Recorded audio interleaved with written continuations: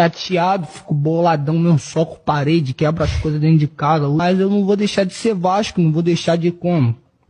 De amar o Vasco.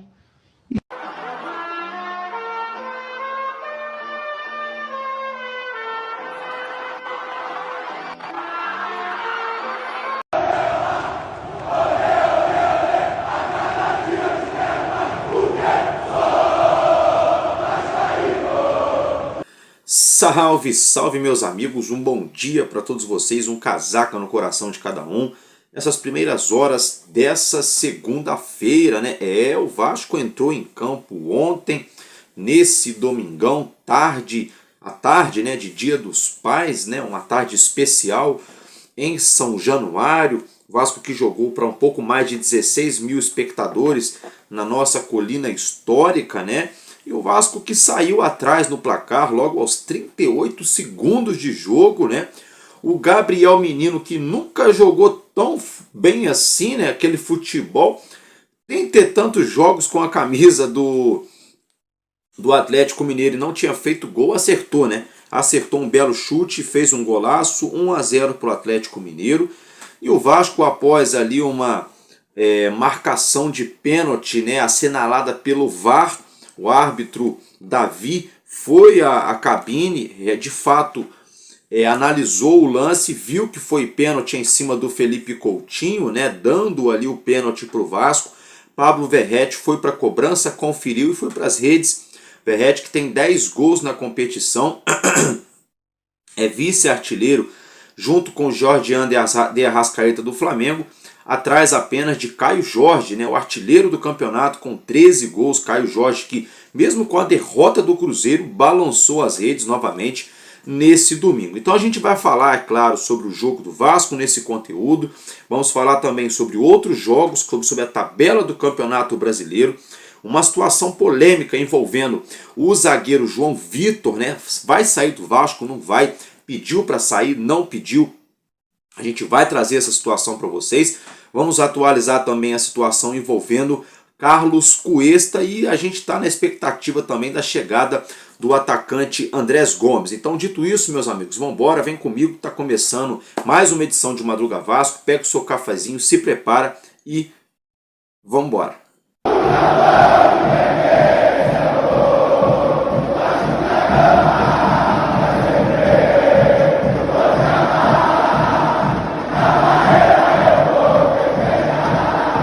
É isso aí, meus amigos, bom dia para todos vocês. Eu tô aqui todo encapotado, cheio de blusa, aqui onde eu moro é frio pra dedéu, ainda mais nessa madrugada, né?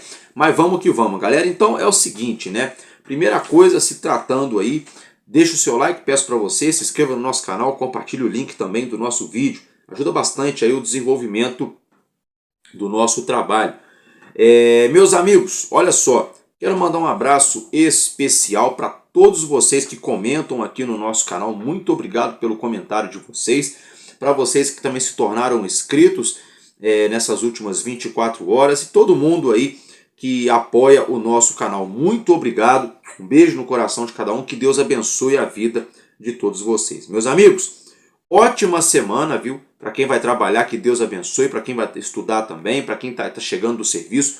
Tudo de bom. Que Jesus Cristo nos guarde e nos livre de todo o mal nessa semana aí que estamos adentrando. Peço perdão para vocês, meu rosto ainda está um pouco inchado, eu que sofri uma picada aqui, ó, de marimbondo no rosto, meu rosto inchou, e eu na hora ali emocionado acabei espremendo, não pode espremer, aí inchou um pouco mais, mas a gente está bem, está tudo certo, não deu reação alérgica, não deu nada, é mesmo um inchaçozinho aqui da região da picada, mas espero que vocês não reparem nisso. Vamos lá, meus amigos. Se tratando do nosso Vasco da Gama, como eu já mencionei, o Vasco entrou em campo pela 19ª rodada em São Januário ontem, à tarde de domingo, Dia dos Pais, para um público, para um pouco mais de 16 mil torcedores. A diretoria do Vasco distribuiu algumas camisas, né, bem bacanas, camisas ali do dia a dia, né, casuais do Vasco, para os papais que estavam de plantão em São Januário.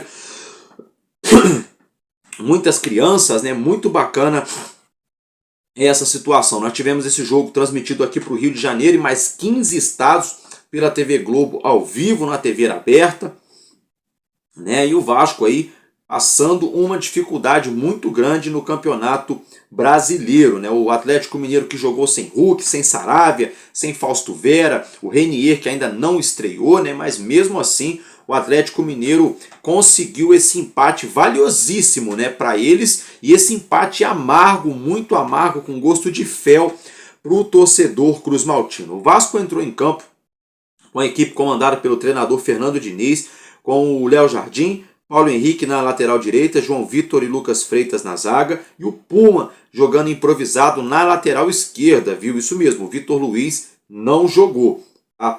Hugo Moura, Tietê no meio campo, Nuno Moreira e Felipe Coutinho, né? E um ataque com Ryan e Verratti. É claro que também em vários momentos o Coutinho pisando no setor de ataque, inclusive o lance do pênalti que originou o gol do Vasco, justamente o Felipe Coutinho ali dentro da grande área para finalizar em gol. Então essa foi a equipe que entrou em campo, né, meus amigos, para enfrentar o Atlético Mineiro, comandada pelo Fernando Diniz. Agora, eu quero falar com vocês aqui sobre as estatísticas desse jogo, tá, meus amigos? Porque o Vasco fez um jogo, de certa forma, honrável, o Vasco fez um jogo que buscou ali ter o controle das ações, que buscou ali o tempo todo agredir o adversário no seu campo defensivo, porém, todavia, entretanto, tem um fator chamado a bola pune, né? E a bola puniu o Vasco no primeiro lance do jogo. O Vasco já levou um gol.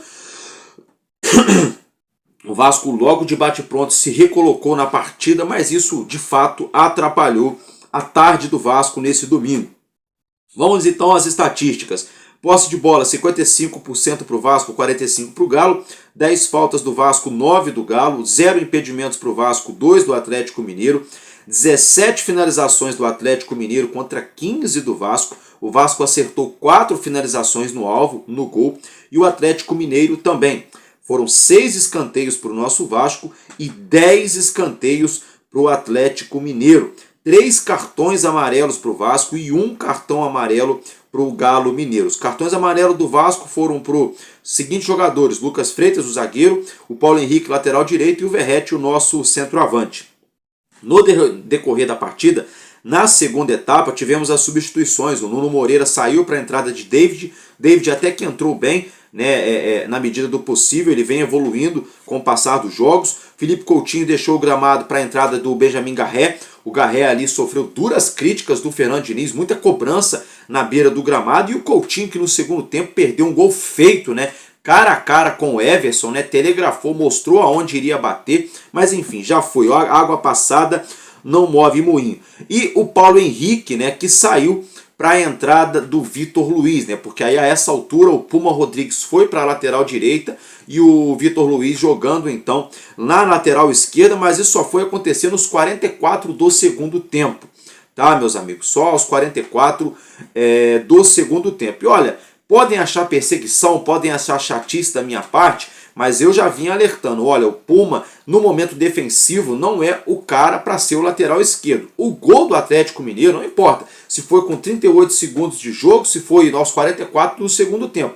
Eu sei que o gol do Galo Mineiro saiu no lado esquerdo em cima do Puma Rodrigues. Numa bola virada ali, rápida, né, numa transição de contra-ataque, que é bem a cara dessa equipe, desse time comandado pelo Cuca, onde o Gabriel Menino dominou na quina da área, teve tempo de levantar a cabeça, pensar no que ia fazer e finalizar. Finalizou muito bem e achou o gol. Puma Rodrigues estava ali, né, mas estava longe, estava aí a 3, 4 metros de distância do Gabriel Menino, que não conseguiu bloquear a finalização. Não estou colocando na conta do Puma o gol que o Vasco levou. Só fica esse registro.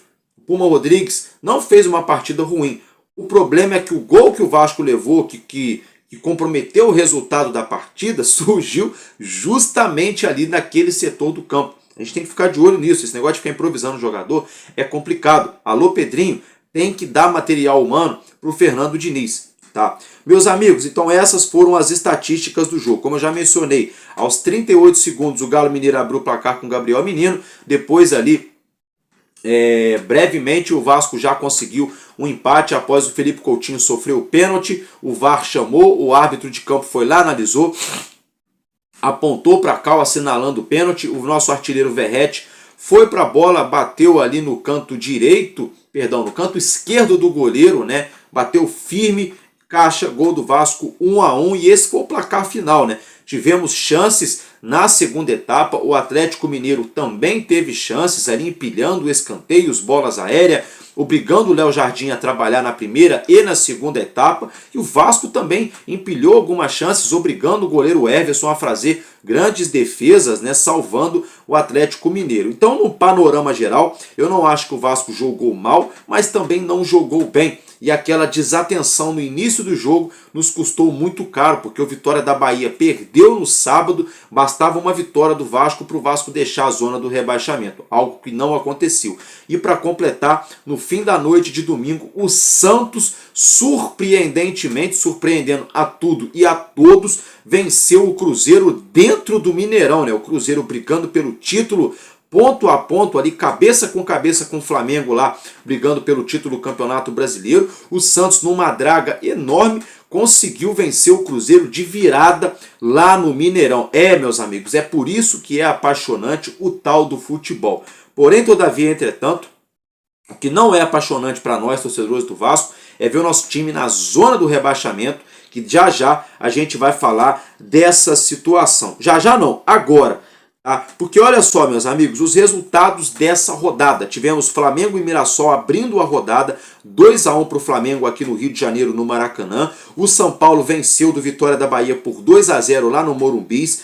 O Red Bull Bragantino tomou um sapeca iaiá do Internacional 3-1 em Bragança Paulista, né, no Cícero de Souza Marques. O Fortaleza tomou uma goleada histórica lá na Arena Castelão do Botafogo, 5-0 para o Botafogo, tudo isso no sábado, tá, gente? E tivemos para fechar a noite de sábado um jogo eletrizante entre Bahia e Fluminense, né? O Fluminense abriu o placar, o Bahia empatou, o Bahia virou, o Fluminense empatou, o Fluminense virou e no finalzinho o Bahia também empatou 3-3.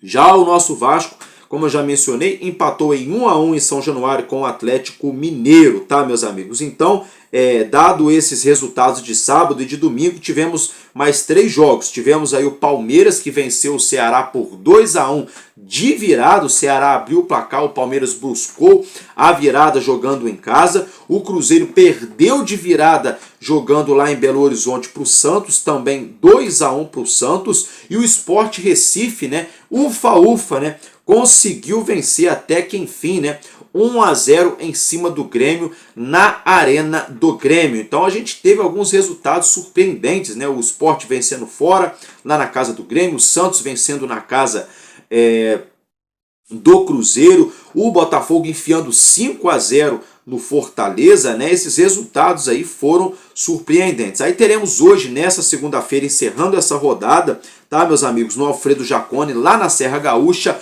o Juventude que recebe o Corinthians, tá, meus amigos? O jogo que encerra a 19ª rodada do Brasileirão, ou seja, é o último jogo aí, né, gente, do primeiro turno do Campeonato Brasileiro. E o Vasco,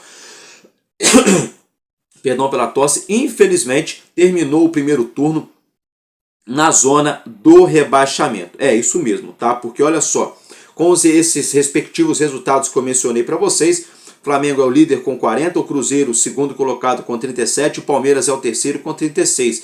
O Bahia é o quarto colocado com 30, o Botafogo já é o quinto com 29 pontos, o Mirassol é o sexto com 28, o São Paulo é o sétimo colocado também com 28, o Bragantino tem 27 pontos, é o oitavo, o Fluminense é o nono com 24, o Galo Mineiro é o décimo também com 24 e o Internacional, que também tem 24 pontos, é o 11º. O Ceará na 12ª posição tem 22 pontos, deixa eu ver aqui, o Corinthians é o 13º também com 22, o Santos é o 14º já somando 21 pontos, o Santos há 3 jogos atrás estava afundado na zona do rebaixamento, já tem 21 pontos, é o 14º. O Grêmio é o 15º também com 20 pontos, perdão, o Vitória é o 16º com 18 e o Vasco na zona do rebaixamento tem 16 pontos, é o 17º. Fortaleza é o 18º com 15, o Juventude é o 19º com 11 pontos e o último colocado, o Lanterna, é o Sport Recife com 9 pontos apenas. Então a gente observa o Vasco terminando o primeiro turno dentro da zona do rebaixamento, 2 pontos atrás do Vitória. A gente já observa o Santos abrindo 5 pontos de diferença para o Vasco da Gama. Lembrando que o próximo jogo do Vasco é contra o Santos. Esse jogo vai acontecer no Morumbi, lá em São Paulo, para mais de 60 mil torcedores. Os ingressos aí esgotados para o jogo entre Santos e Vasco da Gama. O Vasco tem um confronto direto nessa briga contra o rebaixamento. Se o Vasco vencer o Santos e o Vitória perder, o Vasco pode deixar a zona do rebaixamento, porque o Vasco chegaria a 19 pontos aí. Se o Vasco perder, o abismo só vai cada vez piorar. Então o sinal de alerta do Vasco está muito mais do que ligado, né? Já passou aí da hora de parar de jogar bem e a gente tem que começar a ganhar. Sabe, não adianta jogar bem todo jogo, empatar e perder, empatar e perder. Eu prefiro jogar mal todo jogo e ganhar do que jogar bem e perder. Não adianta você jogar bem como nunca e perder como sempre. Eu prefiro que o Vasco jogue mal como sempre e ganhe como nunca. Sabe, é por aí. Agora, Fernando Diniz, está na hora de botar um time para fazer resultado, um time resultadista. Aquela bolinha aérea do Verratti, sabe, aquele chute do Coutinho ali, pronto, fecha a tampa do caixão, faz ali a defesa compactada, faz o time controlar o jogo com a posse de bola, né, para cozinhar, para conseguir os 3 pontos nos próximos jogos aí, porque não tá fácil.